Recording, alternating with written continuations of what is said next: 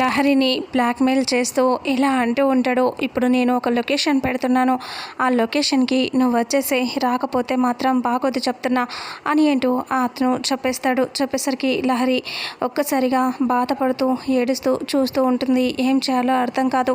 ఇంకా అప్పుడు నేను రాను అని చెప్తుంది. అయినా నువ్వు రాకపోతే ఇప్పుడు డైరెక్ట్గా మీ ఇంటికి పెళ్లి చూపులు వాళ్ళు చూసుకోవడానికి వచ్చేసరికి అన్ని ముందు పెట్టేస్తాను అని అంటూ చెప్తే లహరి ఏడుస్తూ చూస్తూ ఉంటుంది. ఏం చేయాలా అని కంగారు పడుతూ సరే వస్తాను అని అంటూ చెప్తుంది. ఇంకా లహరిని ఆ రకంగా వాడు బ్లాక్మెయిల్ చేస్తూ ఉంటే లహరి తన కోసం వెళ్ళటానికి రెడీ అయిపోయి మెల్లగా ఇంట్లో నుంచి వెళ్తూ అటు ఇటు చూస్తూ ఉంటుంది. వెళ్ళటానికి టెన్షన్గా ఆనందభైరవి చూస్తే ఏం గొడవ చేస్తుందో అని, ఎక్కడికి వెళ్తున్నామని ప్రశ్నిస్తారు కాబట్టి అలా వెళ్తూ ఉంటుంది. బాధపడుతూ భయంగా ఉంటుంది.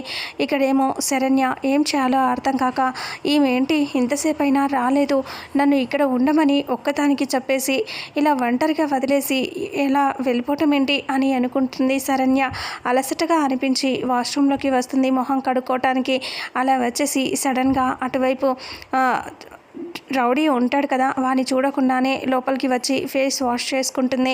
ఇంకా ఇక్కడేమో పోలీసులు వచ్చేస్తూ ఉంటారు. ఇక సమీర ఫోన్ చేసి పోలీసులకి రమ్మని చెప్తుంది కదా, తను ఫోన్ చేసి చెప్పడంతో ప్రాస్టిట్యూషన్ జరుగుతుందని వాళ్ళు ఫాస్ట్గా వచ్చేస్తూ ఉంటారు రీసెర్చ్కి. సమీర ఏమో చాలా హ్యాపీగా ఫీల్ అవుతూ ఇలా అనుకుంటూ ఉంటుంది. ఒసే శరణ్య, ఈసారి నువ్వు ఇంకా నా మొగుడు అనే ఛాన్స్ కూడా లేకుండా చేసేస్తానే, ఆనంద భైరవి కూడా నిన్ను అసహించుకునేలా చేస్తాను, నువ్వు మొత్తానికి ఇక్కడ లేకుండా ఇక్కడి నుంచి వెళ్ళిపోయేలా చేస్తాను నేను అని సమీర నవ్వుకుంటూ ఉంటుంది. అంతలో పోలీసులు వస్తారు. పోలీసులు వచ్చేసి ఇదే రిసార్ట్కి నుంచి ఫోన్ వచ్చింది, అసలు ఎవరు చేస్తున్నారు ఏంటో కనుక్కోవాలి అని పోలీసులు ఫాస్ట్గా లోపలికి వస్తూ ఉంటారు.